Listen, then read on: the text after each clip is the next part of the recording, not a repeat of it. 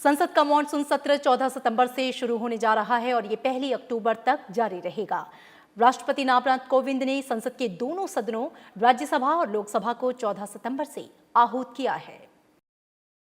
14 सितंबर यानी सोमवार को लोकसभा की कार्यवाही सुबह 9 बजे से शुरू होगी। राज्यसभा के सत्र की शुरुआत भी इसी दिन होगी। कोविड-19 के दिशा निर्देशों के चलते दोनों सदनों में बैठने के तरीके को बदलने का फैसला किया गया है। महामारी को देखते हुए पहली बार नए उपाय किए जा रहे हैं।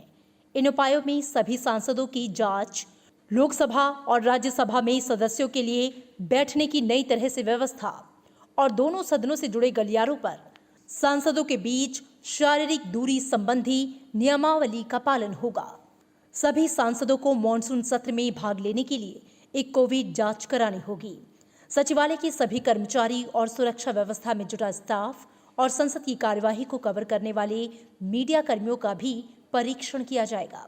सत्र के दौरान उच्च सदन के सदस्यों को दोनों सदनों और दीर्घाओं में बैठाया जाएगा। 1952 से भारतीय संसद के इतिहास में पहली बार इस तरह की व्यवस्था होगी। इसके अलावा राज्यसभा चैम्बर में बड़ी डिस्प्ले स्क्रीन, दीर्घाओं में ऑडियो कंसोल, संचार माध्यम के लिए दोनों सदनों को जोड़ने वाले विशेष केबल समेत कई अन्य तरह के इंतजाम किए गए हैं। मॉनसून सत्र के दौरान सरकार के लिए 11 अहम अध्यादेश को पारित कराना बेहद जरूरी है। इनमें शामिल प्रमुख अध्यादेशों की बात करें तो संसदीय कार्य मंत्रालय से जुड़ा मंत्रियों का वेतन और भत्ते संशोधन अध्यादेश शामिल है, जिसे 9 अप्रैल 2020 को जारी किया गया था। इसके अलावा स्वास्थ्य मंत्रालय की महामारी रोग संशोधन अध्यादेश को 22 अप्रैल 2020 को जारी किया गया।